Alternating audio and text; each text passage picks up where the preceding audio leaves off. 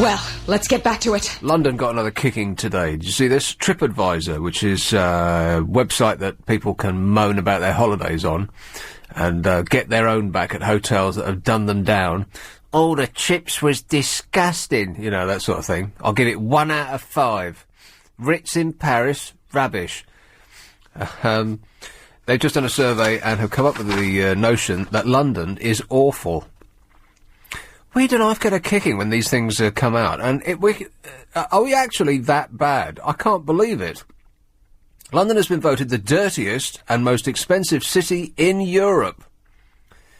The capital edged out Paris in both categories. Well, I've just recently been to Paris, and it was, there he is, fiddling with his microphone again. You're an engineer, just... It's broke every time I look at it. It's hanging off one rubber band. It looks like a medical complaint. This is hospital radio. The best place to have a medical complaint. The capital edged out Paris in both categories. Paris was delightfully clean when I went there just a little while ago. But perhaps it was just because of where I was. I mean, if you stayed in Hampstead, for instance, you might think it was delightfully green. If you stay in Hackney, you might not come to the same conclusion.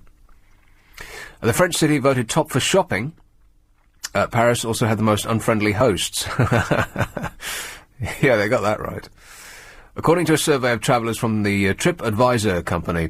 TripAdvisor is a funny old site, that, because I often use it if I'm going to go to somewhere and see what other people have said about... this is one of the great things about the internet, is that things that... information that was unavailable to us even 5 or 10 years ago now is right there in front of your face at the click of a button.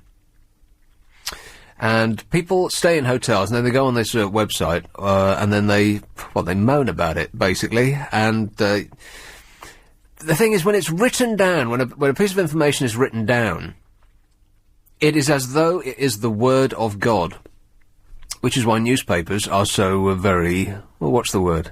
Evil. There, I'll use that one. Because the person who writes the story might be the kind of person that you'd cross the street to avoid. They might be a total nutter. They might have written their copy in green crayon. Alex, seriously, you've got to stop fiddling with that thing. I can't concentrate on a word I'm saying. Don't look at me then. You're right in front of my face. Okay, I'll finish now. Thank God. And turn the TV away from me. Oh, no. All of the rehearsals on the air. I can't even remember what I was talking about now. TripAdvisor, that's right. Yeah. And so people stay in the hotels and then they write their reviews down, but because it's written down, because it is in word form, you assume that these people are, I don't know, Nobel Prize winning geniuses. They could be the kind of people that you'd get up if they were sitting next to you on the bus and get the next one that comes along. Quite possibly. So you've got no idea whose advice you're taking. That's the big problem with these kind of websites, public comparison websites. And so these people have come up with the notion that London is the dirtiest and most expensive city in Europe. Dublin was considered to have the most friendly and helpful locals. Well, in Europe, perhaps, and I read another article about, because apparently London's, or not just London, but Britain's hotels are the most expensive in the world. I believe that we have the world's most expensive hotels in this country, which is one of the reasons that I would never take a holiday in this country, because why spend more money staying here than you would if you went somewhere, I don't know, nice and warm. They were saying also that if you want great service, the best place to go is the Far East. They fall over themselves to be nice to you if you're staying in their hotel. I mean, it actually got embarrassing. I won't go on about my holiday again, but this is just one sort of feature that I didn't talk about much, is the level of service that you get. I mean, I did actually think, please, just, back off. Stop being so bloomin' nice. I can't stand it anymore. Because I was very suspicious at the beginning why everyone was smiling at me like it was like a rictus grin wherever I went. I thought, yeah, what are you after? They're not after anything at all. In fact, the chap who put the bags up to the room, You know, every time somebody does something for you, you feel you've got to reach in your pocket and give them a tip, right? Well, this was the first piece of cash that I handed over. And I had got no idea, you know, it's all funny money to me. It all looks like Monopoly money, doesn't it, when you first get somewhere, before you have a chance to really figure out what's what. And I just handed him a brown note, because I don't like brown, so I thought I'd get rid of it. He gave it back to me and said it was too much. Can you believe that? He said, oh, it's a very great deal of money in Thailand. I said, oh, well, I haven't got anything smaller. What an idiot. I know. I said I haven't got anything smaller, not realising that I had a fistful of things that were smaller, which he could see. But he accepted that I said I hadn't got anything smaller, with the broadest smile on his face you've ever seen in your life, and gracefully bowing, backed out of the room. If you tried that on in London, they'd mug you in your suite. It was about £15. He gave it back. I was astonished. But you wouldn't get that here. You get it in the Far East, and you definitely wouldn't get that in Paris. Brussels, despite its beer and chocolate, was voted as, have a wild stab in the dark. Most boring. Most boring, yes, absolutely right.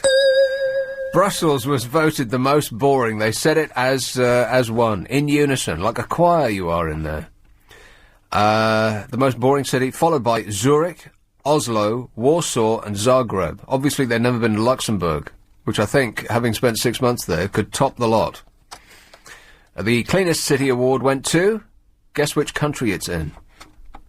Singapore. No, this is in Europe. Stupid. Luxembourg. No, Zurich, Switzerland, of course. And then Paris. Now, this is weird, because at the very top it said that London has been voted the most dirty and expensive city in Europe, just edging out Paris in both categories. So how can it be the cleanest and the second dirtiest? I'm going to throw this away now. None of this makes any sense. Which were the most romantic? This is all fairly obvious, really. I think this is received wisdom. This isn't the people's experiences. This is just what they think they should say in answer to a questionnaire. The most romantic cities? Stuttgart. Yes, that's right. Stuttgart, yeah, closely followed by Freiburg, yeah. No. Was it Venice? Venice, Rome, and Paris. Of course, the triumvirate of hot panting action. Public parks, on the other hand, we romped away with it. I've been to many places in this place we call Earth, and I don't believe that anywhere that I've ever been or haven't been has parks like we do in this town here. Oh, God, there he is, eating again. Feeding time at the zoo. It's like a monkey's tea party in there. At any moment now, they'll start picking each other's nits. Can't you eat on another show? Why don't you eat during the evening news? I mean, they're reading things. I'm busy, then. I'm trying to come up with something off the top of my head. Busy? Busy doing what? Busy doing nothing. Nothing the whole day long. Sorting this show out. This one. You're sorting this show out. Oh, really? What does that involve? Making sure you sound the best you can. Oh, really? Right, So by leaving me job. completely alone. Yeah, well done. Oh, lovely cup of tea. Who made this? Oh, marvellous. 0845 6060 973. This is LBC 97.3. If you have an opinion about this, then inquiring minds are keen to know, because it seems that once again London has had a kicking about its place in the world.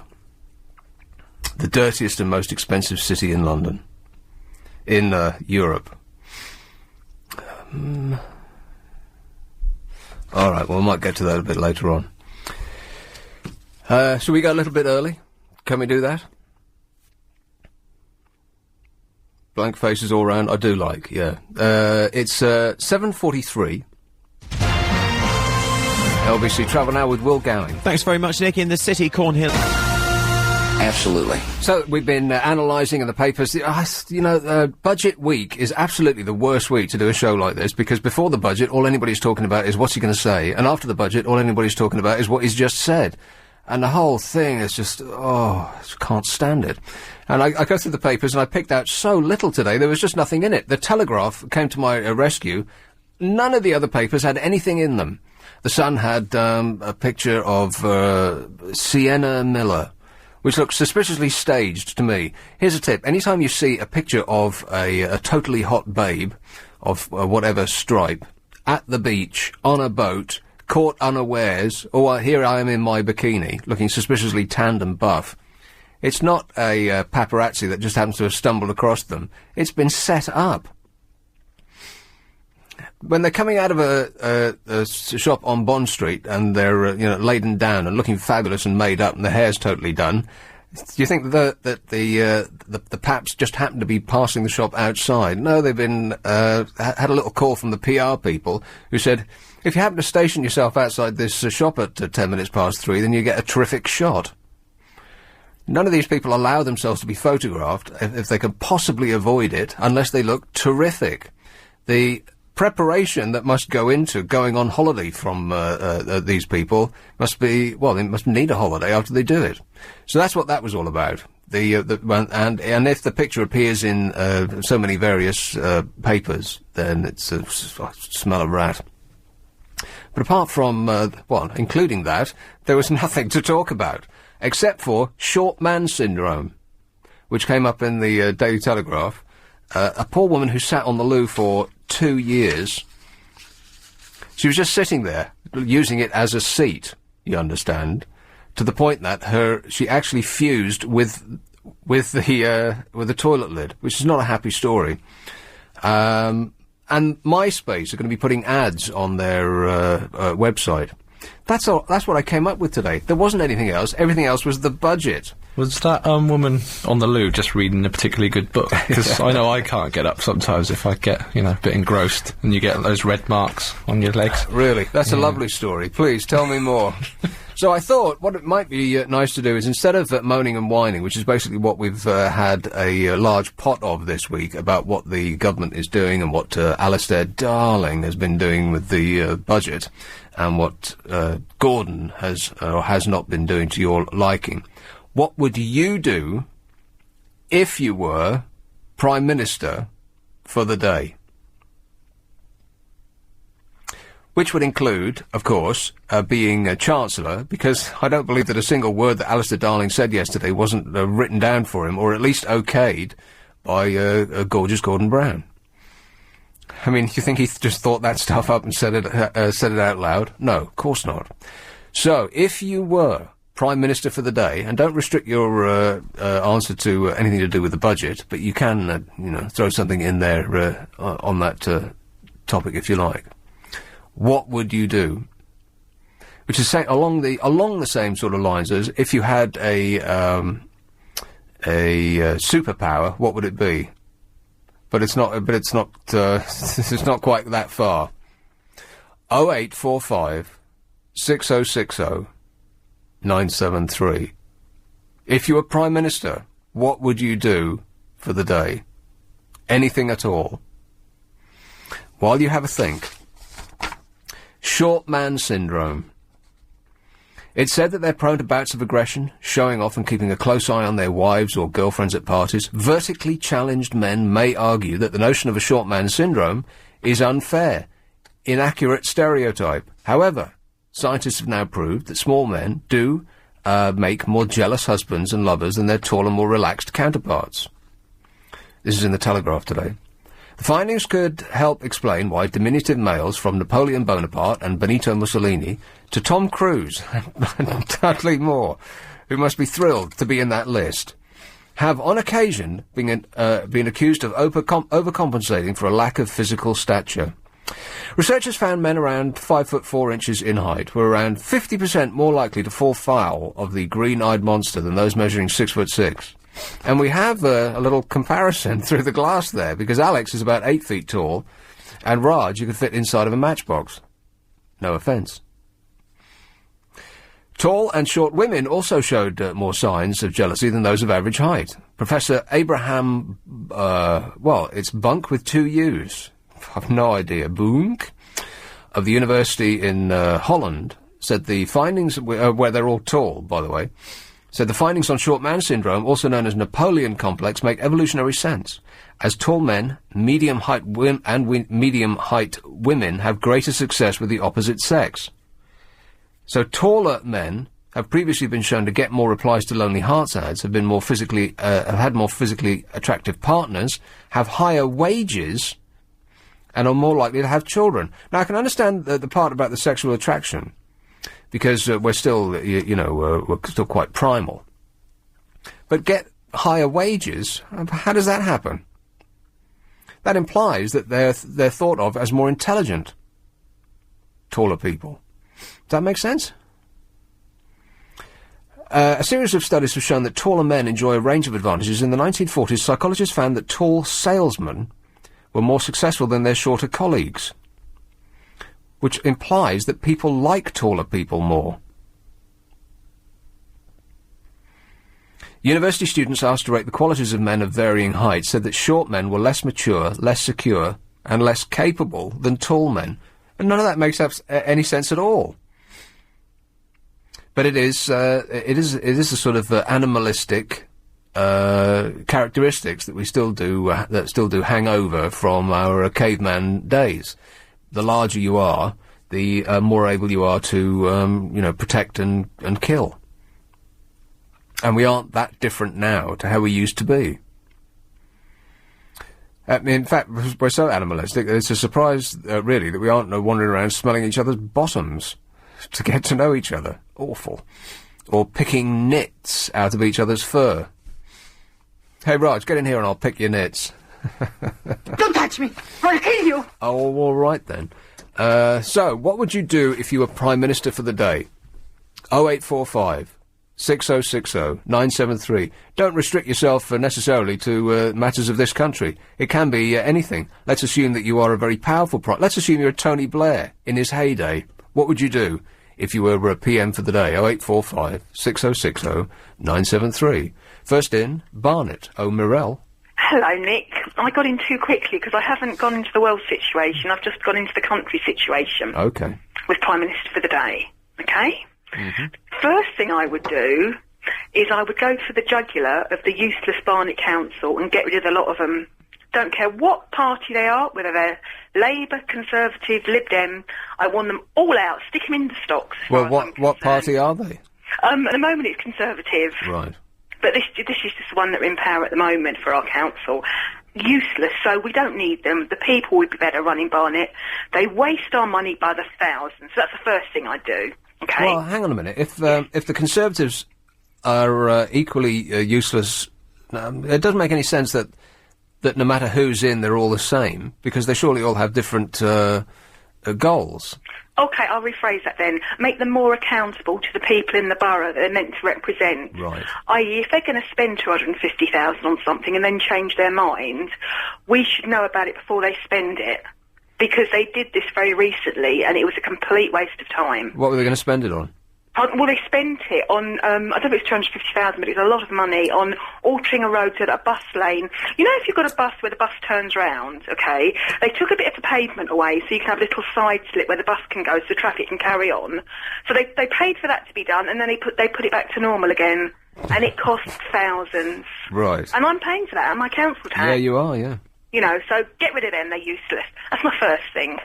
Going further around the country, okay... I'd be very dictatorial, and I'd have all the stocks put back in for petty crime. See, now, I knew that this would come out almost immediately, this vengeance thing that we've got going on in our national psyche. Absolutely. So that if the thugs are terrorising your neighbourhood...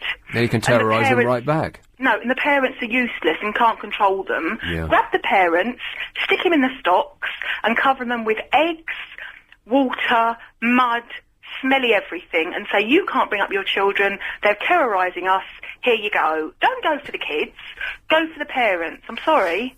Well, hang on a minute. What about the kids? I mean, I think they should, build more stocks and do the kids right next to them. Listen, Mirelle, I've got to go, but thanks a lot for starting us off, all right? Thank you. Cheers, my dear, it's LBC.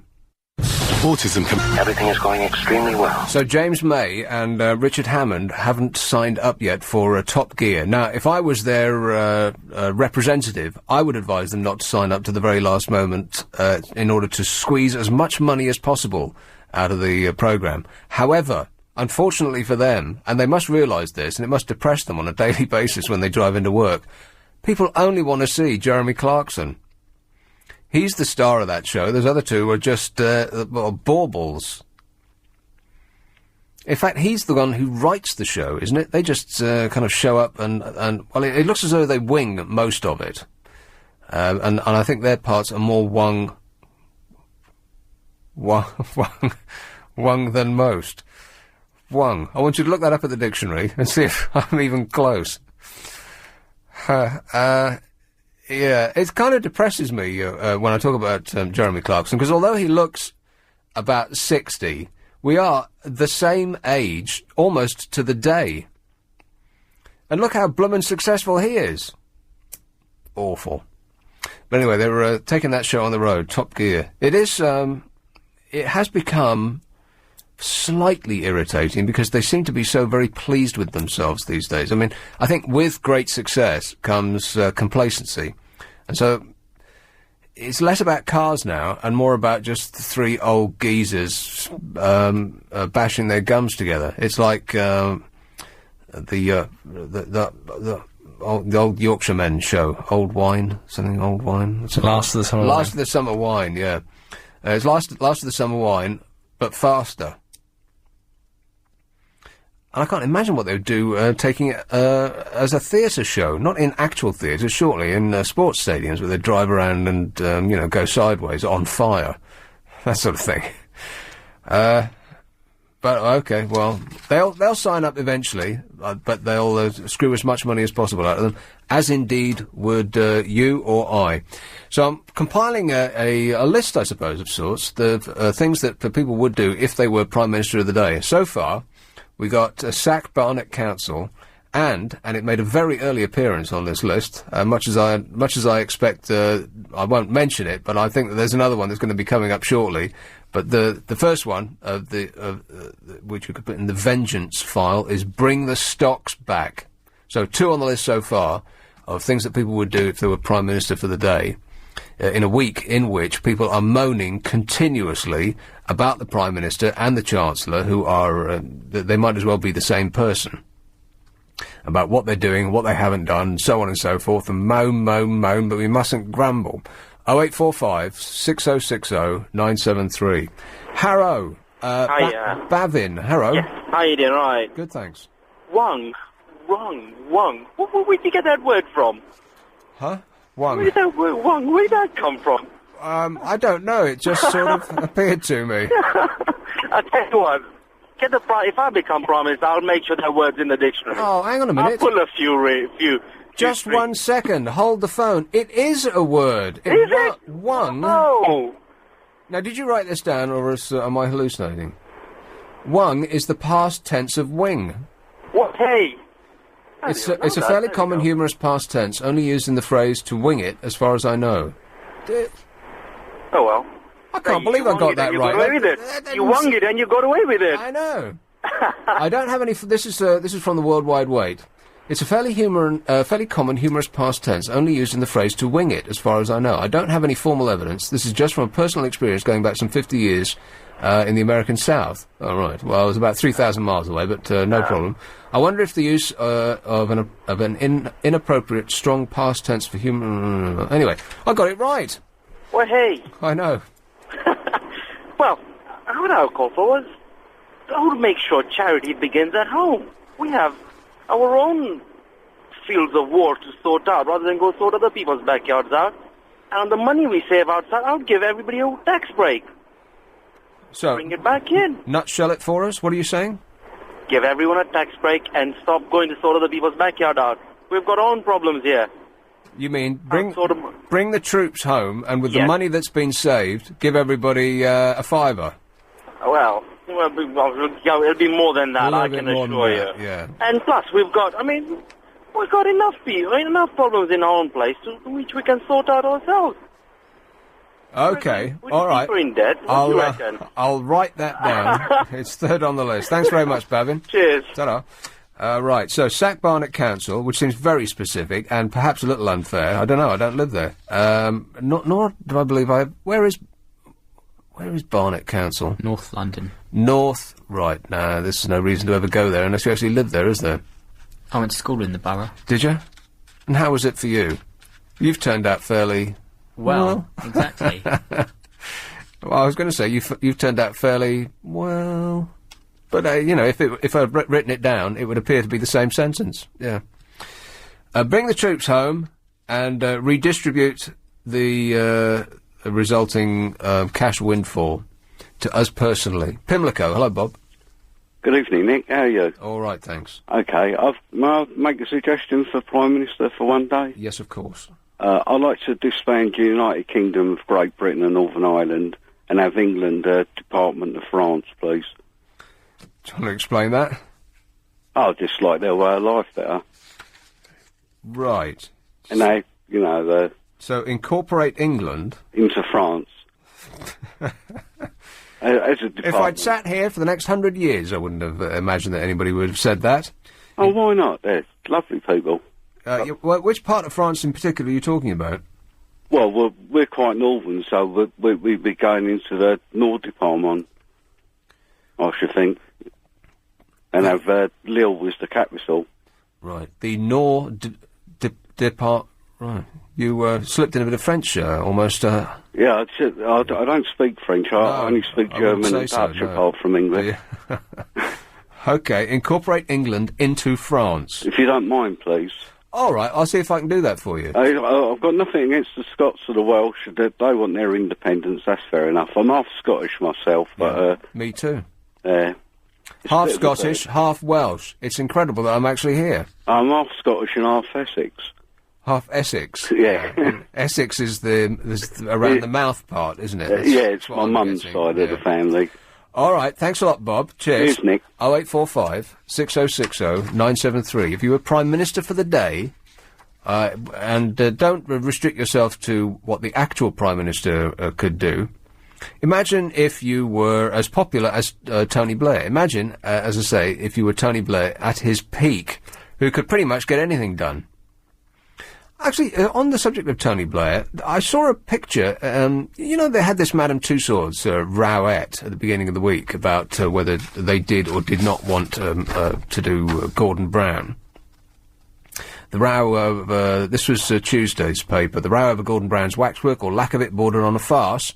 Firstly, Madame Tussauds said that it had no plans to make a model of the Prime Minister as he wasn't popular enough, and he must be he must cry himself to sleep at night because he's been wishing for this job for his entire political life, and when he gets it, it's the poisoned chalice. It's the chalice with the palace that does not have the brew that is true. It must be such a disappointment for him because he saw how easy it was with Tony Blair, who seemed to float over the job like he had wings, and then Brown jumps in and sinks up to his neck. The news made its way to Downing Street. It produced a letter from the London tourist attraction dated earlier in the month saying it did want to make a brown waxwork. And then hours later, Tussauds confirmed that this was indeed the case. Well, why would they say that it wasn't in the beginning? They thought that all sounds a bit suspicious. But there was a picture of a waxwork of Tony Blair that had him in a knotted handkerchief on his head and a pair of sunglasses and in what looked like a Hawaiian shirt. Now, I didn't think that's what the Madame Tussauds exhibits were like. I thought that they were serious and in the kind of clothes that the person would wear. But are they actually like sort of cartoon setups? Have they dressed these people in jokey situations? Because if so, if they're just like cartoon jokes on the person that they're representing, then that sounds like something I'd like to see.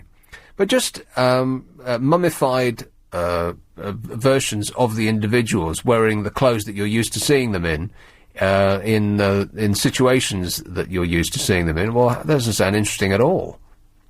Now that you can, now that we've got 24-hour television, Clive Bull was saying this the other night. Said, it used to be interesting, and I used to live near Baker Street, and right enough, you could not walk out of your front door without somebody with a foreign accent asking you where Madame Tussauds was. You knew what they were going to ask you before they opened their mouths. Everybody who comes to London under a certain age wants to go there, or at least they did.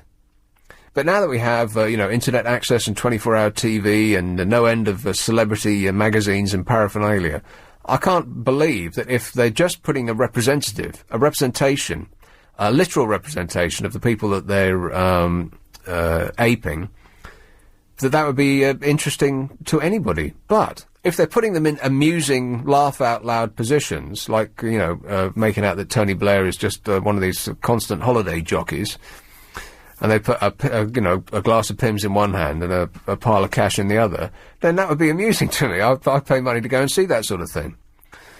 I wonder if anybody has actually been through Madame Tussauds lately that can enlighten us as to what it's actually like inside. Because if I was running that place, you'd think you'd have to do something to keep people interested. Because if it's just, as I say, literal representations, then that doesn't seem like a crowd pleaser to me. In fact, it seems like it would be really, really dull, and you'd want to rush for the exit almost as soon as you come in. Because, well, you've seen them before. Just seeing something that looks a bit like them, how interesting would that be? But if they're putting them into amusing and embarrassing positions, like a sort of life-size Muppet show, well, I'd pay to see that. But anyway, I don't think Gordon Brown should worry about that, because he looks like he's been made out of wax anyway. That poor bloke needs a holiday. I'll come back with your prime ministerial suggestions. It's 8:16. LBC Travel with Steve Reed. Thank you very much. Would you mind telling me what this is all about? It's about getting you a Sony Vaio laptop for next to nothing. Somebody won one of these with a bid of 55 pence the other day, which is a significant discount on the shelf price. Sony Vaio laptop, it's got the lot. A high-definition picture on a widescreen display. It's got a gigabyte of RAM, 120 gigabyte hard drive, 3.75 hour battery life, which makes it very portable. It's also wireless enabled, as you'd expect. And it's a reverse auction that we're offering you at the moment. That is, the person with the lowest unique bid wins. And as I said, somebody won with a 55p bid the other day. If you'd like to join in, text your bid to LBC plus your bid in pence to 88821. So that if you were to bid £1.56, you would text LBC 156 to 88821. Bids cost £1.50 plus your standard network rate. Lines close at 6:30 p.m. tomorrow. Bidders must be over 16. See lbc.co.uk for full terms and conditions. Good luck. Here's a call on the M40. Guy. Hi, Nick. How are you? Good, thanks. I've been Prime Minister for a day. Yeah, go on. Well, I thought, if you're only going to be Prime Minister for a day, by the time you've, been shown around, met people, worked out, been taught how the phones work and where the photocopier is and everything like that, yeah. I think the best idea is to get all the equivalent Area 51 files and find out if aliens really exist and if they've landed on Earth and stuff like that. Right. That would be your one wish. Yeah, because if you're trying to push something through Parliament, get rid of poverty and stuff like that, that's going to take more than a day anyway. So. Right, well, perhaps I should rephrase it. Perhaps it was not what would you do if you were Prime Minister for the day, but what would you do if you had uncontrolled power? So if you were a godlike, omnipotent presence or something maybe like I'll do that on another show, godlike, but if you already had all the wheels of power at your disposal, if you knew where the phone was, for instance, and who your secretary was, if you could come in with a list, then which would be acted upon immediately, and you wouldn't have to go through Parliament and ask them whether they thought it was a good idea, and then go through the Lords and so on and so forth. Well, in those circumstances, then you get rid of poverty, make everyone equal, that sort of stuff. Build the rainforest up and clear everything out that way. That'd be quite easy. Right, but regardless of that, what you want is to see if aliens exist. Yeah, I thought that'd be a good plan for the Okay, well, I'll stick it down on the list. Are you actually on the M40? No, I'm back home now. Right. It sounds like you're mixing a cocktail in your car. Just checking. Thanks a lot, Guy. Cheers, mate. Ta-da. It says here there was an error sending data to the phone box 2 server. Is it all right if I press OK? Because at another place, one of these little boxes came up and said, it was something like, we'd like to update your computer. Just press OK. And so I thought, all right, I'll press OK. It took the entire station off the air. Because it just closed the computers down to update everything. And of course, these days, everything is on pewter. And this was a music station, and I was sat there with completely blank screens and no way of playing music, because we don't do it on CD anymore. It all comes off the I don't know, wherever it is. It's a box in a corner somewhere. And so by pressing OK, I just shut everything down. I made what was a rock show into a talk show instantly. Which is actually the second time I've done that in my career. When I was working at Radio Luxembourg, I took a top 40 show and made it into a talk show overnight without discussing it with anyone. Fortunately, the management were in another country at the time, being as they were not in Luxembourg.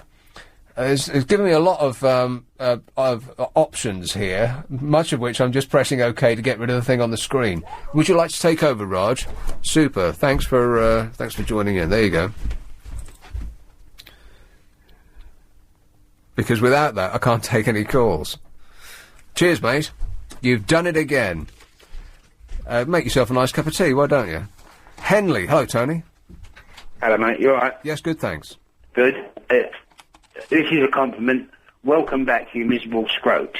Thanks very much. It is a genuine compliment. It's great to hear you again. Prime Minister for the day? Yeah. Well, unlike one of the previous callers, I would blow up the Channel Tunnel. You would like the Channel Tunnel? I'd like to blow it up. Oh, right. Well, so we just say close it? Well, whatever. They don't like us, for certain. And I think it goes both ways. But closing the Channel Tunnel isn't going to stop us interacting with France. They could come over by boat or plane. What you mean is isolate us from the outside world? No. Just France? Well, just Europe. Just Europe, right. Yeah, and then if we weren't in Europe, the Mandelsons and the Kinnock tribe wouldn't get their free rides. Worth a lot of money a year. Actually, that's probably not true. They'd find another way around. But isolate us from Europe. Yes, and give Scotland the devolution. But before you do that, you send them bicycle clips for every man, woman and child up there, because when it would be announced, they would need them. All right, thanks very much, Tony. I'm not xenophobic. No, not at all. No one would say that. All right. Cheers. Right, what would you do if you had unlimited prime ministerial control to do whatever you like? You could come in with a list and you could just start getting things done. And it doesn't have to be big things like give Scotland devolution or sack Barnet Council. It can be really small things like bring the stocks back. There has been one act of vengeance that hasn't come up yet, but I'm quite surprised. It's an hour into the programme and no one said it yet. They will. But so far we've got sack Barnet Council, bring the stocks back, bring the troops home and redistribute the windfall, incorporate England into France, and its complete inverse, see if aliens exist, and give Scotland devolution. On the see aliens exist thing, I'm sure that when you become Prime Minister, there are many things that are immediately shown to you that you become aware of that without being in that position you would never know.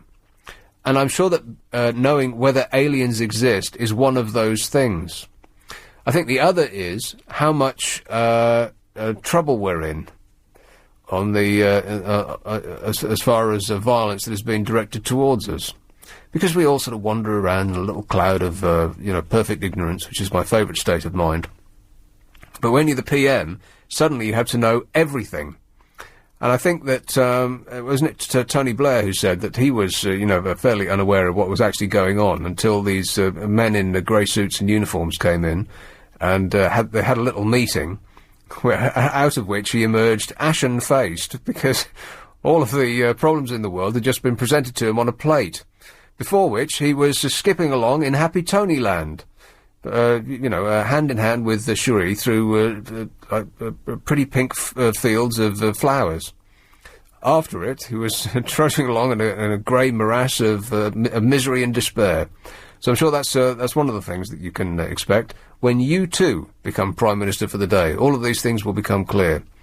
But so far, as I say, sack Barnett Council, bring the stocks back, bring the troops back home and redistribute the rainfall, incorporate England into France, see if aliens exist, isolate us from Europe and give Scotland devolution.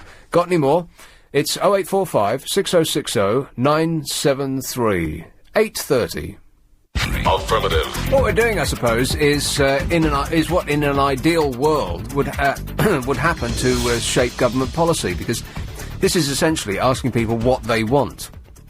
And if you asked every single person in the country what they wanted, and then you compiled them all and you came up with the most popular desires, then that should actually be what the government does. Because that would be reflecting most what people want. So far, it's a mixed bag, to say the least. 0845 6060 973. What would you do if you had unlimited prime ministerial power for just one day? What list would you take in with you and say, right, fix that? Beckenham. Hello, Jim. Hi, good evening, Nick. Jim. What I would like to do if I had the power for the day is renationalise gas, electricity and water. I think it's obscene the profits that they're making, and the prices are rocketing up month by month by month. But in renationalising them, I would make it that anybody that wanted to work for the new industries would have to sign an agreement, like the police and the armed forces, that it would be very difficult for them to strike at the drop of a hat. They'd have to sign a dedication form to say that they actually believed in what they were doing. Right. They don't really sort of go together, really, do they? Nationalised industries and not striking. Well, in the past, they've never gone together, but maybe with a touch of reality, right. They might, if they had to sign this special contract, it might pull them in line, and maybe it could be run properly. Renationalisation across the board. Than it is at the moment with these companies. Well, I don't know. I mean, you say that, but then in the bad old days, if you wanted a telephone, and BT, as was the only company that you could ask to put one in, you could still be waiting 6 months later without a phone in your sticking out your wall. Yeah, I would leave them. I wouldn't nationalise them. I'm talking about the basics, water, gas, electricity that people really need. The essential services. Essential services. Renationalise the essential services. OK, Jim, I'll stick it on the list. Thank you. Thank you. Here is Kensington. Hello, Noel. Hello, Nick. Prime Minister for the day. Yeah. I would ban all left-wing broadcasters, either radio or television. Ban all religious teachings or anything to do with that in our public schools. Ban anyone who hasn't had 2 years continuous employment having any benefit whatsoever. I would also ban anyone that objects to my banning anything. That was going to be me. I wouldn't bring back hanging. Right. I wouldn't bring back hanging. Right. But I would definitely, and I would also impose a charge on anyone who reports a crime to the police. You would have to pay a £20 fee if you report a stolen car or damage or lost phones. There's £20. It would be a standard fee you'd have to pay to get a little receipt you could send your insurance company. If you reported a crime, yeah, like something lost or stolen, or your car's been broken into, or anything like that, where you're actually going through an insurance company. Right. Oh, if you reported a crime that's been committed against yourself, yeah, that you want to get compensation for. Yeah, that Right. you're going to get compensation from an insurance company. You'd have to pay the police £20 before you get a crime number. Well, that seems a little unreasonable. We've paid for the police before, as it is. So you have to pay twice. No, yeah, you have to pay for all this.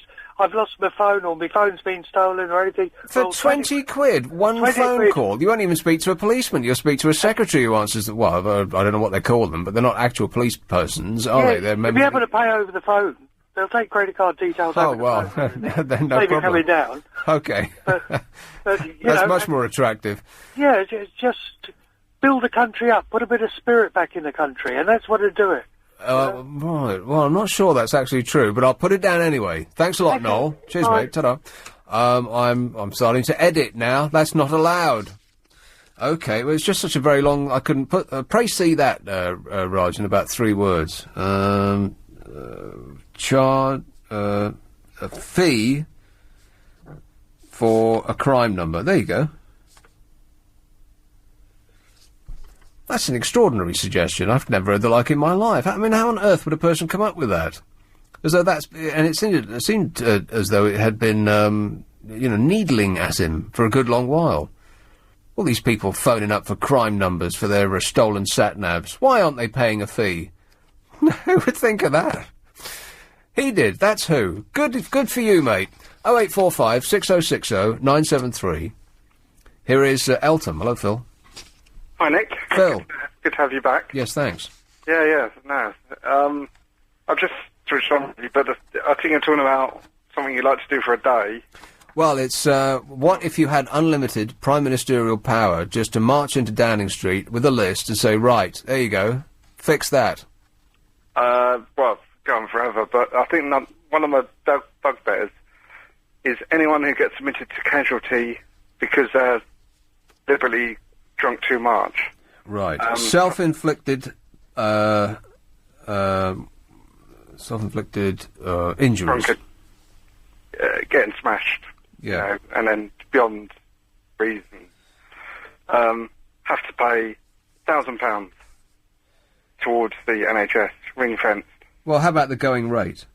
I mean, if they went into a private hospital, I mean, I know private hospitals don't usually have accident and emergency. Well, they don't ever have accident emergencies. Many of them have crash teams. By the way, here's a tip from somebody on the inside. A mate of mine is a doctor, and he said that if you have private medical insurance, do not get a serious operation done at a private hospital that doesn't have accident and emergency cover, because if it goes wrong, they can't do anything for you. They'll have to put you in an ambulance and take you to an NHS hospital. Yeah. So you'll end up back where you didn't want to be in the first place, but in a worse condition than you would have been. So you're better off going where there's a proper trained team. Yeah, but he said to me that you want to actually, if you just can't stand the thought of being in an NHS ward, and if you've got the money to avoid it, then what you actually should do is be operated on or treated in the private wing of an NHS hospital, where they'll just have to pick up the phone and somebody will be trundling their little crash cart across the car park. Yeah. Oh, cool. Yeah, I'll do that. Can you just hold on for 5 minutes, please? So, there you go. That's a little tip. If you learn nothing else from this show, you'll learn nothing else from this show, eh? Yeah, Nick, couple of things, if I may, about judges. Go on. Finally, judges talking sense. What, the guy with the cash point? The guy who slipped on a grape. Oh, that guy. Number one. Well, that's going to appeal, so I don't think we can talk about that. Oh, fair enough. Okay, I'll move on to number 2. Yeah. Yep. I don't know if you noticed on the news recently, but people who get put down for life, by the way, I'll explain what that means in a minute if you wish. Well, it doesn't mean life at all, does it? It means possibly till next weekend. Yeah, but the term life means on a life licence, not life imprisonment necessarily. Does it? Yeah, that's what the life means. Is that... So, yeah. This is complete news to me. So, on a life licence, meaning that if you commit a crime, presumably any crime again, then you'll go back in jail forever. Yeah. Is that true? Yeah. Okay. I don't know the exact parameters regarding what crime you have to commit and how long you're back in for. Yeah. But essentially, you're back in jail without having to go through all the hassle of court. You're basically available to go to prison for the rest of your life. That's what it means. Right. As it were. Because I just assumed, and I'm sure that almost everybody else assumes, that if somebody gets sent down for life, that means they should spend the rest of their life in jail and only come out when they're properly dead. Well, that's a whole life tariff. Right. I didn't realise that there was a difference between the two. Okay, now I've learnt something. Wow, this is, it's kind of like an education, this show, ain't it? And if you ain't known any, whatever you say, If you're not learning anything from the show, you ain't learning anything from the show. Yeah, quite. But the other thing, of late, I've noticed, like, a lot of murders. Don't worry, Nick, I won't talk specifics, but rather than just saying life, the judges started saying a minimum tariff of 30 years. Yeah. And that is a lot of time, let's be honest. Well, if they're in for a minimum tariff of 30 years, then presumably it's for robbing somebody of the entirety of the rest of their life. Yeah, exactly. Or some real sadistic, savage attack. Yeah. But I've noticed recently a sea change towards judges defining minimum tariffs, as opposed, because I think the public are so sick and tired of life meaning just like 8 years. Yeah, well, we're sick and tired of being sick and tired. That's right. And I think that people read this stuff on a regular basis, and judges aren't immune to thoughts of popularity. Yeah. And of course, they don't like it when their picture appears in the Sun, photoshopped onto a turnip. Yeah. It makes them displeased because they've spent their whole life, becoming learned, and now they're being shown to be a dope. And so they want to, get a little stroke from their masters, i.e. us, just like everybody else is looking to get a stroke. Yeah. And before you know it, you've got a Sun jury elected to vote whether or not this judge should be canned, and... Well, essentially, if you've got a jury, you're more likely than not to have a Sun jury. Yeah. It being the most popular newspaper, and its sister Sunday paper, The News of the World, being read by, well, they say that The Sun is read by 10 million people, which is that many? Well, it sells to 3 million, about 3 million copies, but each copy, they say, is read by 3 people. Right. Which is, as near as makes no difference, 10 million people, which is a sixth of the country, which is, actually, for adults, that's practically half, isn't it? Yeah. Raj is doing the statistics as I speak. So practically half the country reads in one form or another the Sun newspaper. So if you are sitting looking at a jury, more likely than not, they're all Sun readers. Yeah, right. Yeah, I never thought of that. Yeah, good point.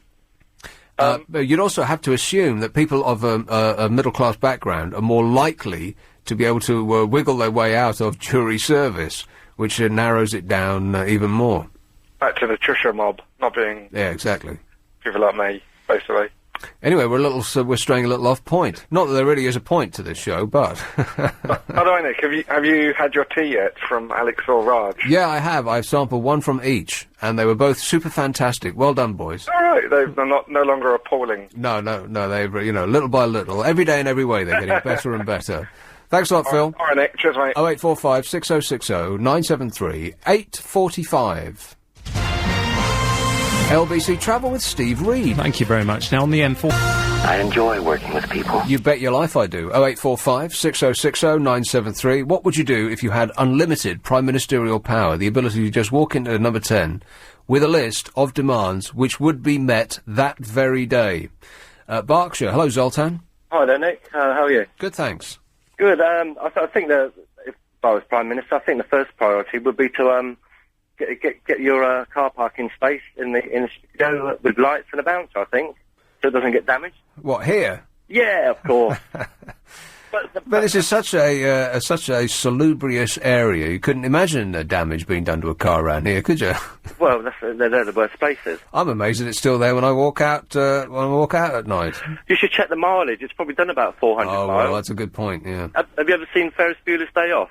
I have. Well, that doesn't work. You can't put a car on the jack and then put it in reverse and it will click the mileage back. That doesn't work. Don't forget they're at school. And it was in the movies. Yeah. It was, yeah. But secondly, and I've got two more quick points.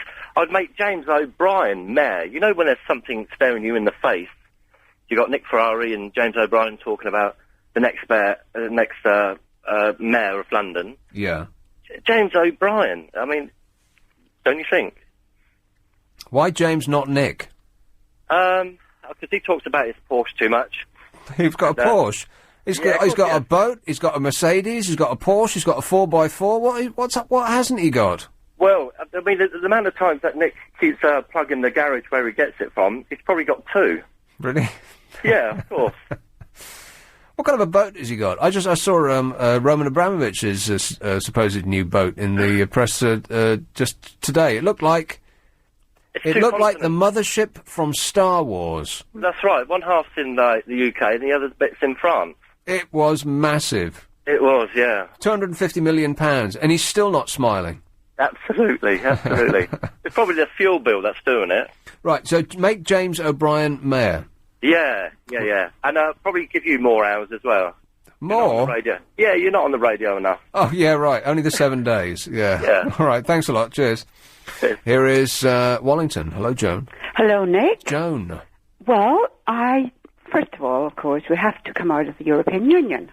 I think we've got that already. Isolators from Europe. Well, I thought that was because we were going to shut the tunnel. I thought that was what you meant by isolating ourselves from Europe. Well, I think he specifically just didn't want French people coming here. No, well, that's not the same thing at all, because the European Union isn't Europe. Right. Well, let's not quibble about that point. Let's just say isolators from Europe. And no, it's not. It's not the same, because we all like to go to Europe, and we don't mind if people come here and visit us, but what we don't want is all our laws, our manufacturing policies, our money. Right. I mean, think of the money that we could have, and we would decide what to do with it. Get out billions of money. The European Union. Yeah. All right, it's on the list. All right. You can calm down now. Calm down, dear. Okay. Anything else? Calm down. Well, that was going to mean such a lot, you see. There's so many different things that means. For a start, we can actually decide to nationalise things again, because we have denationalised because of the European Union.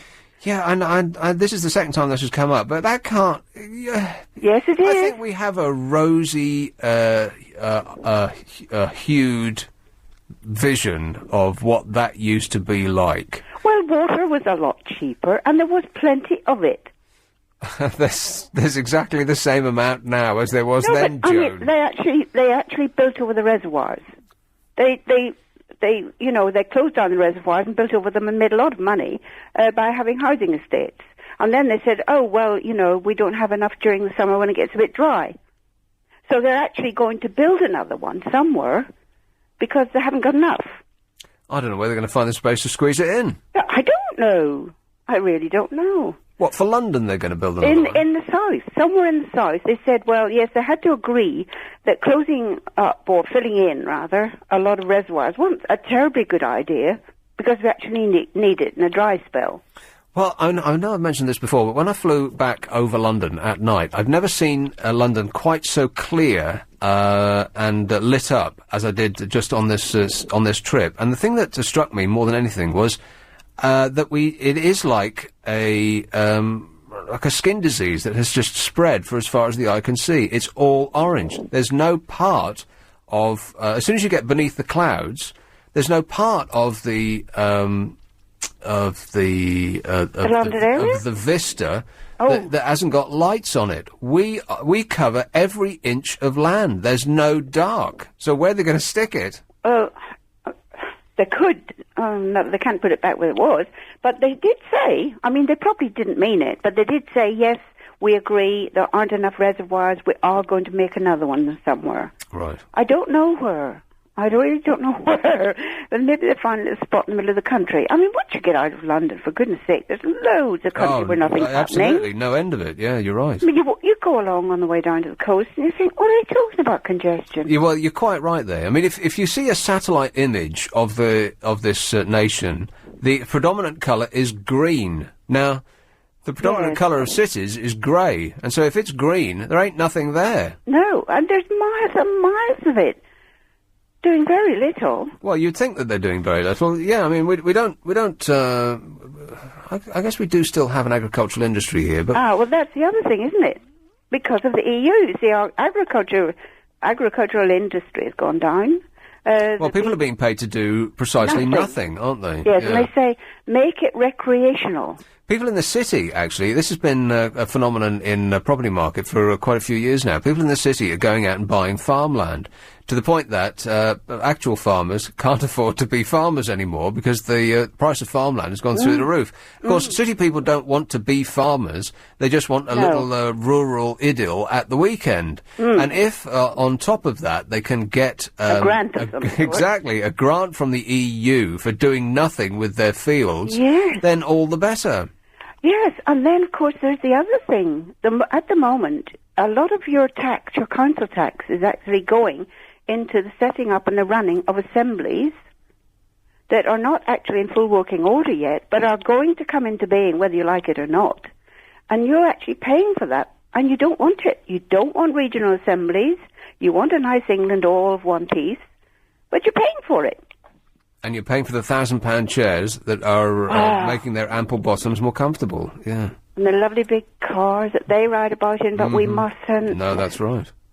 But it goes on and on and on. The control and the change of England, of Britain, that are all coming from these few little men in the middle of Brussels somewhere who say, I'm not sure about that. Do. I think it is convenient for the people who are actually ruining our lives, if you want to put it like that, in this country, to blame it all on some faceless bureaucrat in another land. Well, that's I mean, they're not blameless in this country, and I refuse to believe that it's some dope in Brussels that's making our lives hard. I think it's the people that we have, actually, that we haven't voted for that are running us, it's their fault. Well, let's face it, it's a lot easier for them to do as they're told. I mean, they're not going to stand up and be rebels, are they? Because, what about my job? So they're going to say, all right, you tell us this got to do this, we'll do it. And, they don't... Do they ever tell the British public what's actually going on? Well, it would be very foolish of them to do that, because I think we'd be all quite cross. We would be all quite cross. If we actually found out what was actually going on, we'd be furious. Yes! What do you think it is? Stamping out... Been told yet? Oh, there's no end of stuff. Where do you even begin? No, we'd be stamping our little feet, Joan. I stamp mine a lot. I bet you do, yeah. Always wear flat shoes, Joan. Be much better for you. All right. There's a whole lot of stamping going on in Wallington. Yeah. I got used to wearing flat shoes when I... Yeah, me too. ...picked out my husband. Oh, really? Yeah, because he wasn't really very tall. Very tall. He wasn't taller than me. Did he have short man syndrome? No. He wasn't jealous? He had... jealous? Yeah. Short man syndrome equals jealousy. Oh, is it? I just thought it was in his Scorpio nature. Oh, so he did have short man syndrome? No, he was just Scorpio. Oh, right. And he wasn't that short. No, he was a couple of inches, I think, taller than me, but if I put on... Joan, I'm sorry, but I've got to go, because here comes the news. This is LBC. Studio calls flashing up on the indicator. First in this hour, Whopping Mohammed. Hello. How are you going? I'm okay, how are you? Good, thanks. Okay. This is about becoming a Prime Minister for a day, isn't it? Yes, that's right. Okay. If I were to become Prime Minister for a day, there's two things I'd do. Thing one. Okay. The first one, all these taxes we're paying to reduce the greenhouse gases. Yeah. Ease off a little bit. Because I believe that we are about 60 million people in the United Kingdom. That's right. Yeah. We are not the biggest polluter in the world.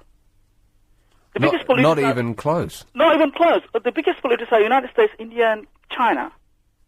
Yes, I mean, the United States is the biggest polluter at the moment, but India and China will shortly overtake it and scream off into the distance, leaving them and us way behind. Way behind. They should do a lot more than what we are doing. Well, unfortunately, you see, now, if you put it to them like that, they would say, well, hang on a minute, you had your industrial revolution and you were belching smoke out into the atmosphere for the last 100 years. Why should we do any different to... No, they're doing about a few thousand times more than what we did. They're doing what? They're polluting their environment now, few million times more than what we did. Well, I don't know that that's true, actually. I mean, London used to have pea supers that the smog was so bad. Yeah, I know, but compared to what they're doing, United States and China and India... But if you take it on an individual level, I mean, I don't want to really argue with you about this. I mean, essentially you're right, but I'm just taking their point of view, because they're trying to struggle through and get what we've got, which are, flat-screen televisions and large fridges and a car in the drive. That's what they want. That's what everybody wants. They want to be one of those shiny, happy people in the magazine adverts. Yeah, and they're not going to be able to do that if they're being restricted, if they're... their future Oh, blimey, Whatever that is, I've gone like one of my cul-de-sacs. If their future development is being restricted to expensive, pollution-free technology, the easiest thing to do is to build coal-fire power stations and just get your electricity or your power in the cheapest way you possibly can. And by that method, you'll be able to improve your life. And so, for us, having screwed up the planet in the West, to then go to them and say, well, you can't do what we did, seems a bit rich, really. I know, but that happened a long time ago. The world recovered from that. No, it hasn't. It's actually getting much worse. But anyway, as I said, I didn't want to argue about this because we're probably in agreement. So, I think that's what I would do. Ease off on the greenhouse gases. Yeah, gas taxes. Yeah, taxes, yeah, because we're not the only polluter. And what was the second thing? Them. What was the second thing? The second one, I think as the previous caller touched on that, I'll give a referendum for that, the Maastricht Treaty or whatever the treaty is going on at the moment. Right, get out of Europe. Not necessarily getting out, but I'll give the referendum to the British people, whatever they decide on the actual treaty or constitution. Which will probably be getting out of Europe. Is that what it is? I think so. No, it's not exactly getting out. It just... kind of, because if you actually asked people what getting out of Europe would actually mean... Yeah, I mean... very few people would be able to come up with the answer, because the answer is so incredibly complicated that almost nobody knows. So what you're left with is the rhetoric from the tabloid newspapers, well, not just the tabloid newspapers, let's be fair, but all of the newspapers that are insisting upon it, and making the arguments very simplistic, and lying to us about much of it a lot of the time. And so it just basically comes down to they're foreign, we don't like them, which is the human condition, really. It's not just foreigners we don't like our neighbours or anybody who is not exactly like us. It doesn't say like that in the Constitution, though, does it? No.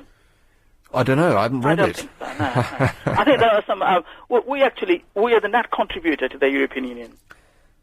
Well, like I say, I haven't read it, and we're the net contributor. Well, if we're paying a lot more than what we're getting out. Well, that's what you read in the papers, but I haven't seen the figures, and neither have you. No. You just read this reported in newspapers whose vested interest it is in making us want to demand a vote.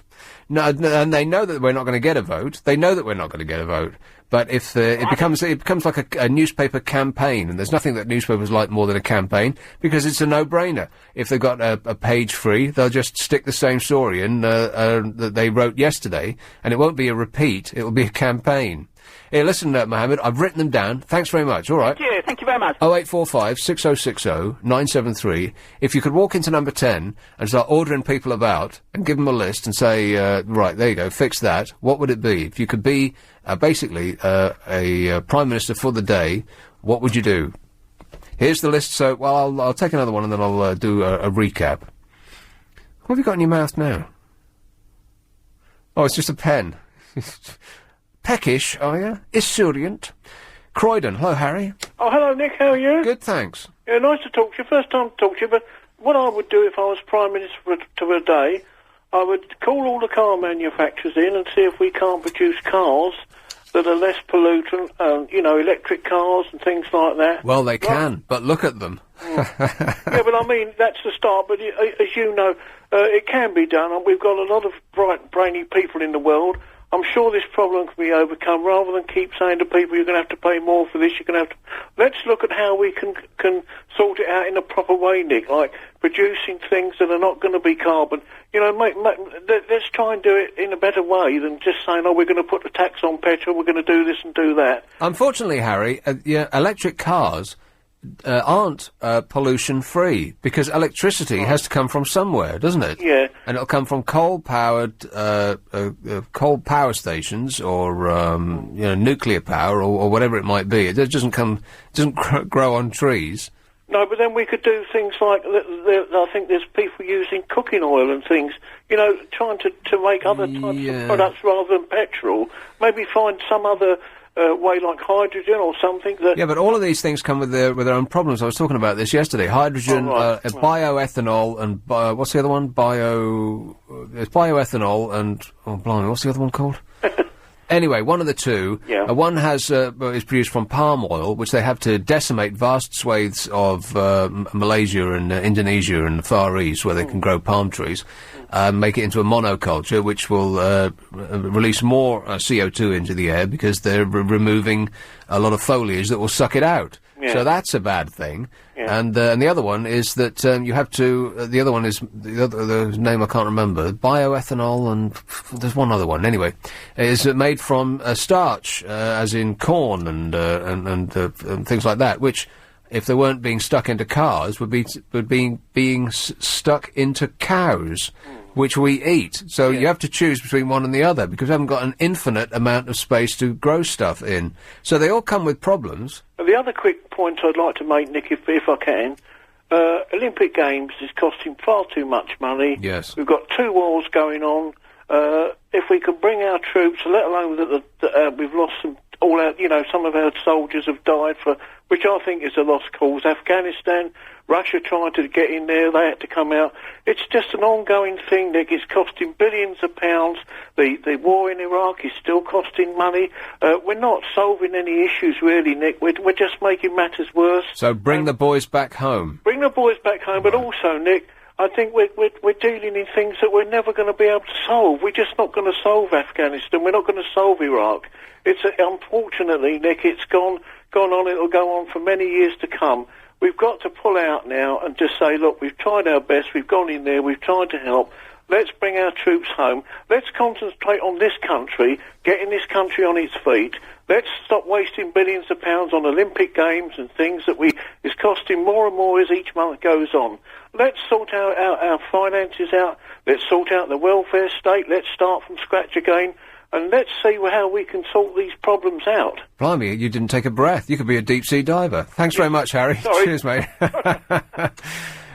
There's a lot of interesting points in there, one of which was about Afghanistan. Isn't it interesting that we're still pretending that we can win hearts and minds over there? One of the army bods was talking about this just the other day. Oh, yeah, we're over there winning hearts and minds. Yeah, but here's a newsflash. They hate us. We're not going to win hearts and minds. They can't wait to see the back of us. And the other interesting point is that something like 90% of the world's heroin comes from, guess where? That's right, Afghanistan, which has seen more troops from the West than probably at any point in its existence. So we've flooded the country with our military hardware, and they're still producing heroin in record numbers and selling it back to, in record amounts rather, and sending it back to us. So there's a little snapshot of the drugs war. Even an army, which is something approaching an occupying army, even they can't get rid of the heroin trade. So just forget it. Try something else. 9:15. LBC Travel with Steve Reed. Thanks a lot. There's still one-lane block. It's a good idea to get someone else's opinion. It is. We're doing a How Low auction at the moment. It ends at 6:30 p.m. tomorrow. It's a Sony Vaio laptop. These are great. It's the very latest thing. It's got a high-definition widescreen TV. It's not a TV, but, it can act like one. A screen, like a widescreen display. It's got a 120 gigabyte hard drive, which, let's face it, is huge, and you can win one for practically next to nothing. Lee Ireland won one of these with a bid of 55 pence the other day.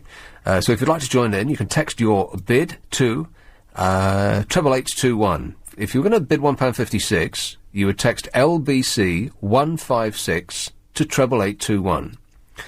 Good luck. Bids cost £1.50 plus your standard network rate. Lines closed 6:30 p.m. tomorrow. Bidders must be over 16. See allthews.lbc.co.uk for full terms and conditions. What would you do if you had the power of a Prime Minister for a day? You could walk into number 10 with a big list and say, here, mate, get stuck in. 0845 6060 973. Molesey. Hadley. Hi, Nick. Hadley. Right, I would declare myself supreme dictator for life. See, I knew that somebody was going to come up with this. Like, what would you do if you had 3 wishes? Well, I'd ask for 4 more wishes. You can't do that. You can only have one day. One day? Yeah. Well, I would legally lengthen the day for the rest of my life. Right. So it would only be Monday. Nice workaround, yes. Right. I would pull out our troops from Iraq and then invade useful countries, Like? and then dismantle my grand empire and make it into a world government, solving all war. Right, well, you've obviously given this a lot of thought. You keep thinking, mate. It's what you do best. Thanks, Nick. Okay, cheers. 0845 6060 973. You're falling behind. All these people want to talk to me and you're not calling them back. Come on. I'll go through the list while you sort yourself out. So far, sack Barnet Council. Bring the stocks back. Bring the troops home and redistribute the windfall. Incorporate England into France. Which goes rather in the face of almost everybody else who's had an opinion on that matter. See if aliens exist. Now, that information would be available to you as a Prime Minister if you would walk into Number 10 and start shouting and throwing your weight about. Isolate us from Europe, which seems to be the common thread. Give Scotland devolution. Renationalise the essential services. Ban left-wing broadcasters. Where did that come from? Ban religious teaching. I think that is actually religious teaching in schools. Correct me if I'm wrong, but I believe that's what he said. Make a charge a fee for getting a crime number, which is so bizarre, I don't know where that came from. I mean, you would think that we've already paid for the police, so we have to pay for it twice. You have to pay for it in general, in theory, plus if you actually have to use it. But getting a crime number isn't using the police. That's... you don't even make contact with it. That's kind of giving up, isn't it? Just getting a crime number. That's when they don't show up. Oh, somebody's nicked your sat-nav, or you've had your wallet pinched. We won't show up. We'll just give you a crime number. You shouldn't have to pay for that. But I don't know why I'm taking issue with any of these. None of these are actually going to be put into practice, so it's hardly worth arguing about. Plus, it's none of my business. They're your suggestions. If you had to pay for a police crime number, yeah, maybe to improve the quality of the police... Well, actually, no, this wouldn't do it, but I was going to suggest if they solved the crime, you could get your money back. But then I just realised they're not going to solve them, are they? Well, we could make it like a game, like a raffle. Everybody, depending on, you put your crime on a little piece of paper and you stick it in a tombola and the police just pick one out. You won! We'll investigate your crime. Hooray! Drunken self-inflicted injuries presented at casualty should pay the going private rate, which does have some element of sense to it. Make James O'Brien mayor. Get out of the European Union and ease off on the greenhouse taxes. That's the list that we've got so far. This is like taking the temperature of London, really, because much of what is done in our name is not what we would choose to be done were we actually in control, were this an actual democracy. You vote for the person that looks nice on TV, which is essentially what it comes down to now, because everybody just gives the same platitudes when they're angling for our vote. Oh, I'm going to make the sunshine brighter. You know, I mean, it's about that level, isn't it? I'll make you happier. Please. So it's whoever goes on daytime TV and smiles the nicest, and that's who we vote for. Which is why Tony Blair was so very successful, because he wasn't in politics, he was in show business. He got the mood of the nation absolutely spot on. He was the perfect man for the perfect time. For 10 years, he wasn't in politics. He was in show business. To the point that every time he went on, every time he did go on afternoon TV and he dropped his H's and he came over all a bit all stoppy in order to make him seem more man of the people. People were, old politicians were old types that had followed the political game were hyperventilating about this, and he was, making the political game disreputable and superficial by doing that. But that's not what he was doing at all. It was rather the other way around. He was a feature of daytime TV and of your television in general, and it's almost as a side job. He was the bloke who stood up at Prime Minister's questions and batted it back and forth with David Cameron. It was almost as though he'd changed the job and turned it completely upside down. Which is why it's a bit weird now that Gordon Brown's back in, because he's a fighter of the old school. He's not very TV friendly at all. The camera hates him.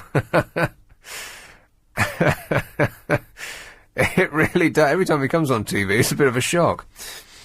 You think, oh, it's Gordon Brown. Whereas Tony Blair could just charm his way through the screen.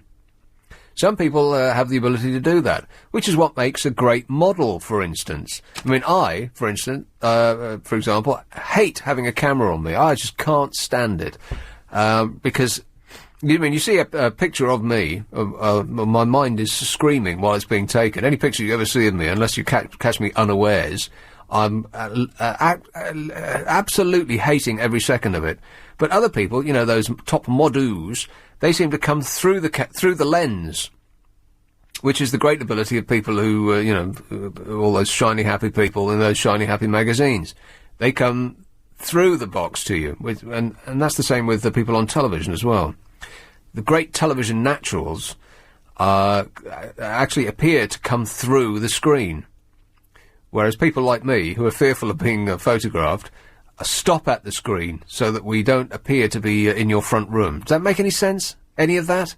And Gordon Brown is one of those people who stop at the screen. Tony Blair comes through the screen. I wonder if that did make any sense. I'm on a lot of Nurofen at the moment. I've got a cold here by Doze. But you know me, I don't like to talk about my illnesses. Here's Surbiton. Hello, Paul. Hello, Nick. Paul. Yeah, good points that have been made. I'm normally a positive person, but I'll make a very negative point. You don't sound like a positive person. You sound very dour and miserable. No, I'm not. Oh, right. No, I'm not. No. It's different. No, I'm not. This 24, if you had a Prime Minister. Listen, if I wasn't up to the job, I'd resign. So, the best thing... If you were or weren't? Weren't. If I wasn't up to the job, right. I'd like to think within 24 hours, I'd say, someone else can do this. No, but imagine the loss of face. You'd never be able to show your but that's the whole point, Physog in public again. They won't do it. And I'm not making a political point. I'm pointing the finger at several, not just the current one. If I wasn't up to it within 24 hours, I'd say, listen, this is a job for someone else. But that seems very... that's just giving up too easily. How would you know that you're not up to the job? You might start very nervously. Of course you would. But you might get better. I mean, you might step up to the plate, as they say in America. Nick, get real. Get real. Look at him. Get real. Get real. Get real. Look at him. He's not up to the job. Well, I don't think that's... it depends what you mean by the job. If the job is to be media-friendly and to bring people along and make people like him, then perhaps you're right. That's no. The job is to actually speak the truth and to actually stand up to the fact that for the last 15 years or so, you have misled the British public on economy. I said Conservative Prime Ministers have done that. But I'd like to say, and I've done it before in very, very low-key jobs, I said, look, listen, I'm not up to the job. I'd like to say that I'd hold my hand up and say, listen, I can't do this. Right. Yeah, well, believe me, I think that almost every passing day. Monday to Friday only. No, Nick, you're more than up to the job. Right. Okay. Thanks, Paul. Do you listen to this show? Cheers, mate. 0845 6060 973. So far, we have... I've just read the list, haven't I? So I'll maybe put another few on it before I recap. Enfield. Tony. Hello. Yes, Tony. Yes, hello there.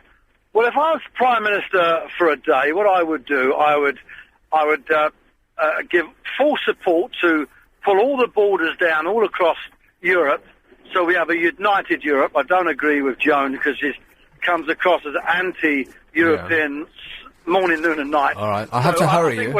I think we're a one people here, one continent, and we work far better together than separate little entities flying our little flags. We're this, none that, and who are you? Right. And also, all the borders would come down right across Europe. So, like they say at the end of the wall, tear down the wall. A little Pink Floyd for you. This is LBC.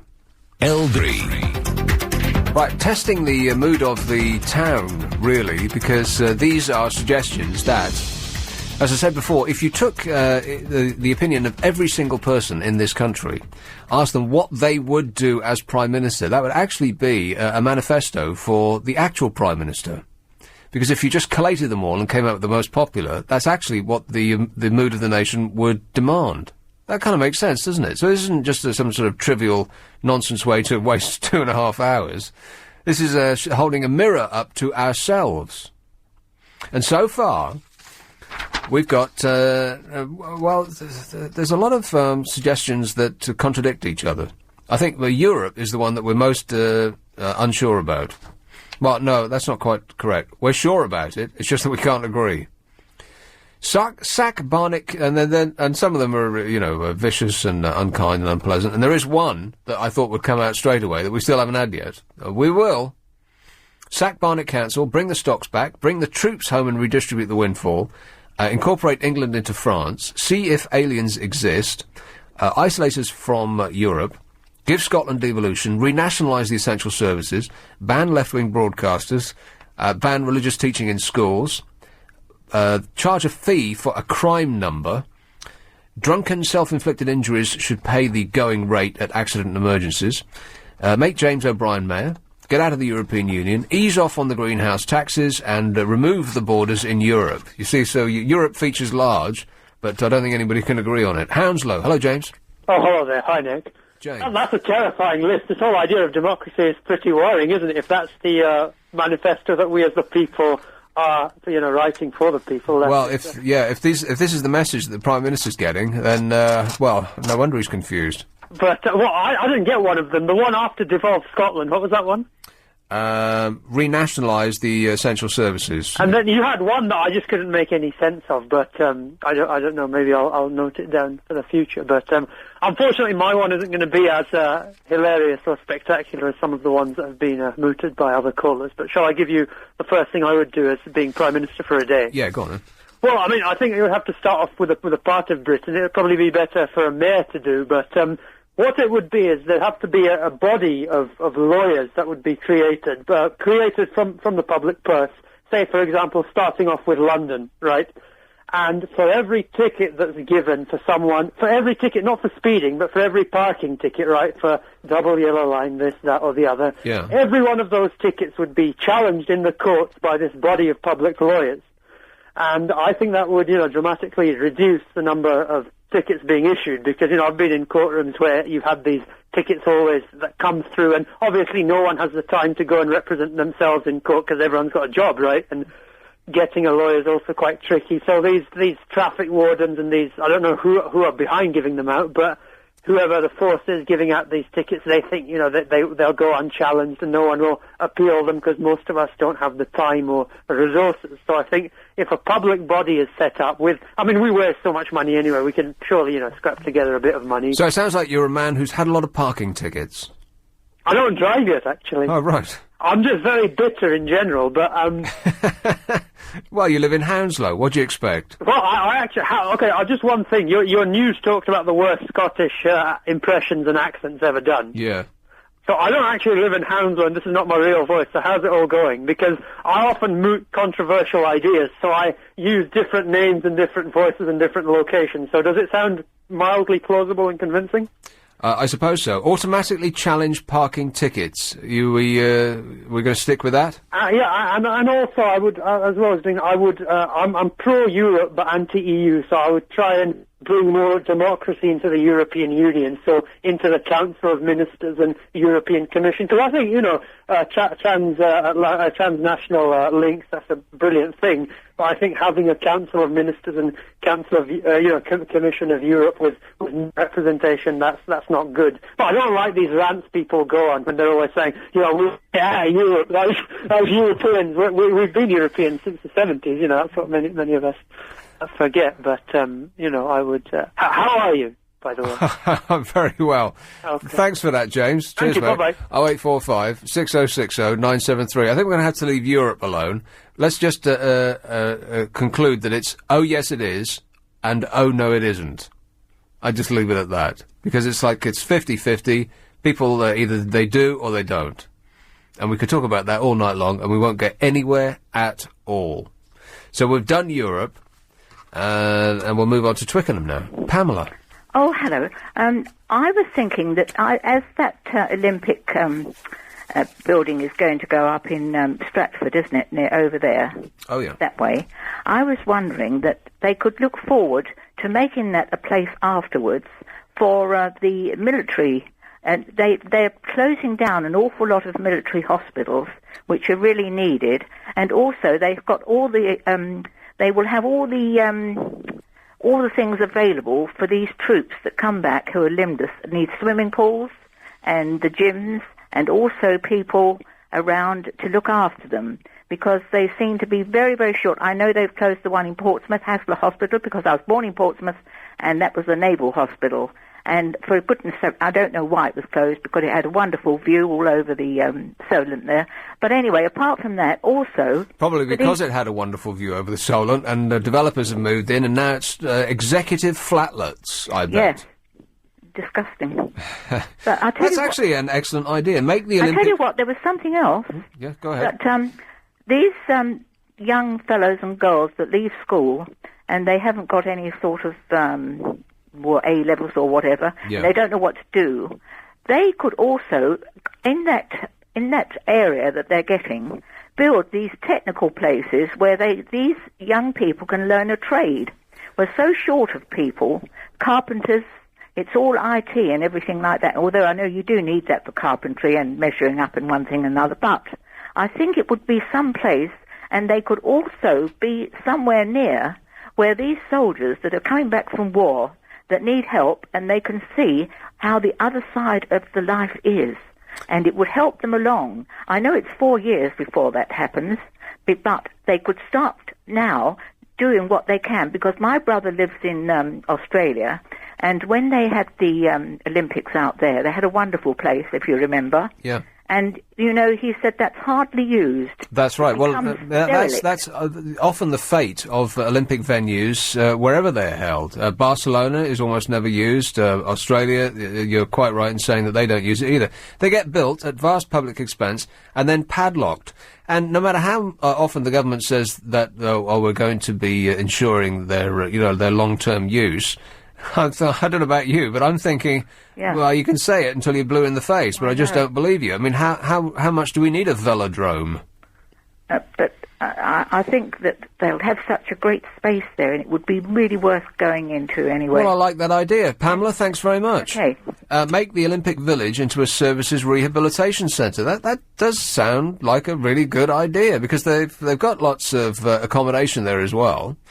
And so they could, it could be like a services village. Pick a hole in that. Well, you can pick a hole in it, because the vested interest would want to turn it into, as I say, executive flatlets with no cupboards or windows.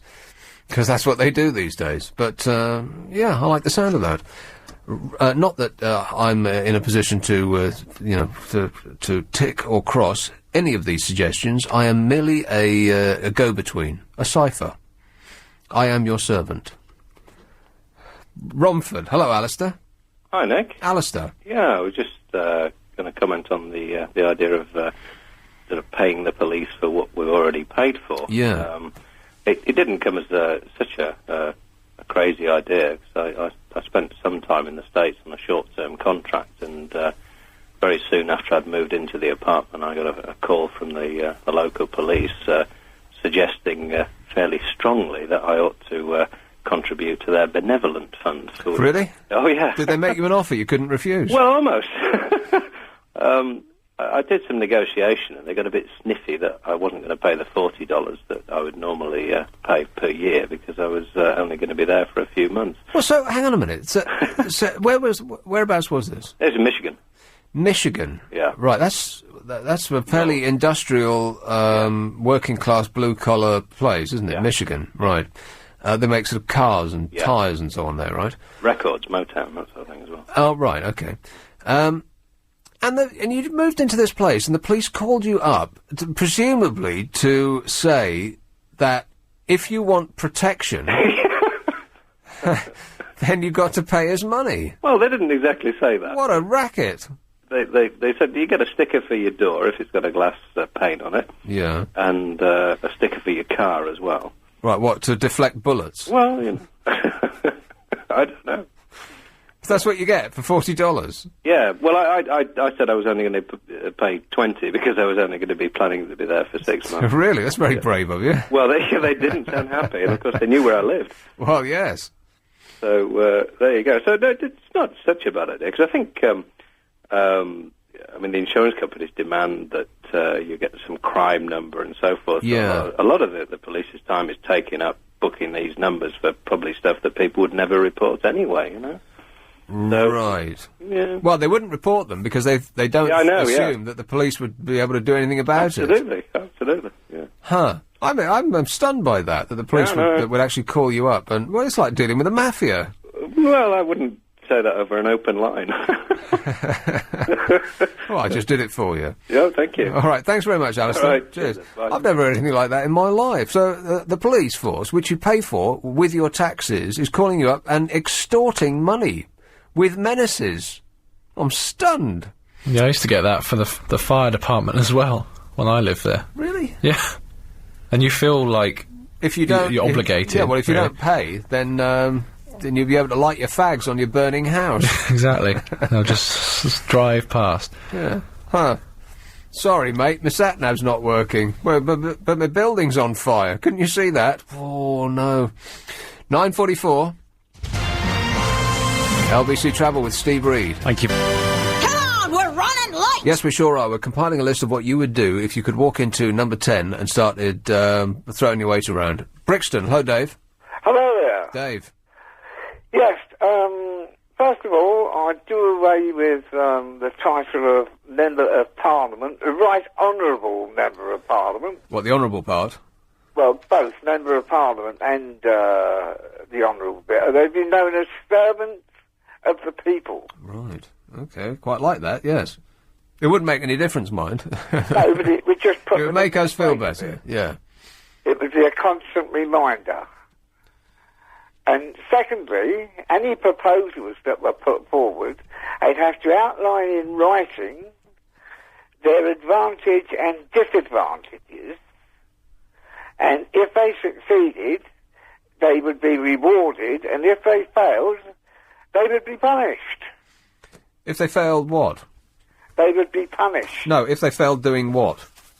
A proposal that they put forward. But what's the nature of the failure that we're talking about? If they failed to do what? Not that it really matters. I should just say yes and move on. They put forward all these proposals and ideas, and most of them are trial and error. Oh, I see. You mean if their proposal, when put into practice, actually works or not? Yes. Is that what you mean? Yes. Right. Okay, so they should be rewarded or punished on their success or failure. Well, yes, they should give an outline of it first of all, and if it gets accepted and it fails, then they should be punished. If it succeeds, they should be rewarded. Right, well, let's skip the rewarded part, because they get rewarded enough as it is. Let's concentrate on the punishment. I'm just getting to that. Right. They should all receive a flat rate. Yeah. And any gratuities should be endorsed by... I'm drying up like you now. You should have your own show, Dave. Well, I don't think I could go for more than, say, half an hour. Oh, no, me either. But any gratuities would only be awarded if a committee approved of the people, not their own body of MPs, but Right. a committee of the people. Okay, so I've got list pros and cons of proposals, and get punished if they fail. Yeah. I'll just stick with that. Okay. Because the rest of it's a bit too complicated. My pen's running out of ink. Thanks a lot, Dave. Thank you. Cheers, mate. Ta-da. 0845 6060 973. We're compiling a list. We're taking a temperature of the town, really. What do you actually want from... I suppose this is essentially a list of what you actually want from your elected representatives. I mean, it's a silly... setup. I can't think of what the exact word is that I want to use, so I'm just going to have to go with setup. What? Premise. Premise is exactly right. Yes. Oh, finally, you've made a contribution. Well done. It's a silly premise, but actually there's some sense behind it, because this is a list of what, and although it's not a representative sample, of course, it's just the people that have called so far, and if you aren't one of them, then shame on you. But this is an unrepresentative sample of what Londoners want from their elected, here comes that word again, representatives. And there is a precious little time in which to add to it. 0845 6060 973. There is still one thing that I was certain was going to come up almost straight away, which we haven't had yet. You've got about 7 minutes or so. Do you know which one I'm thinking about? Yeah, probably do. So far, sack Barnet Council, bring the stocks back. I'll do the list in just a minute, because I'll be reading it twice in very short succession. So let's just add to it first, as we continue with Islington. Richard. Yes. Hi, good evening. Hi, Richard. London is about, 3 square miles, 4 square miles, the congestion area? I don't know. Is there any chance we can get our money back if we go into the congestion and we have winds like we had the other day, which would take about 2 minutes for the 70-mile-an-hour winds? Yeah. Would only take about 2 minutes, wouldn't it, for that congestion to be blown elsewhere, into Holland or over the North Sea or somewhere like that? So we're not creating any congestion, are we, if it's a windy day? You don't mean congestion, you mean pollution, right? Pollution, yeah, pollution. Yes. Can you get your money back? Yeah, that's what I'd like to do. Well, it's going to become a CO2 emissions zone, whether they say it is or not. That's actually what they're moving towards. But if it's a windy day, it's going to be through that zone in about 2 minutes. Yeah, I get that. Yeah, anyway, all right. If I were Prime Minister, if I could say, no Prime Minister would have more than 2 terms, and everybody that we had that's in power would elect. You're really cracking up. Say that last thing again. The people would elect all the people, your locals and regional and all your ministers. They would all be elected by the people. Okay. So as soon as they screwed up, you get them out. If I were Prime Minister for the day, anyone that got caught with a hand in the till, as it were, not hiring a professional to do a professional job instead of all this nepotism, they'd be out on their ear. Right out. There is a good word. It wasn't the one I was going to use. It would be a fairly empty house in quick order, I think, Richard. But thanks a lot, mate. I'm going to have to leave you because that's a terrible line. Okay, so what was that? That was, I forget.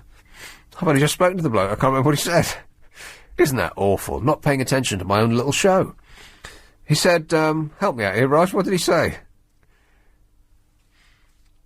You weren't listening either. Oh, good grief. I was just back-timing something. Mm-hmm. Yeah, I was on the phone. Oh, yeah, right.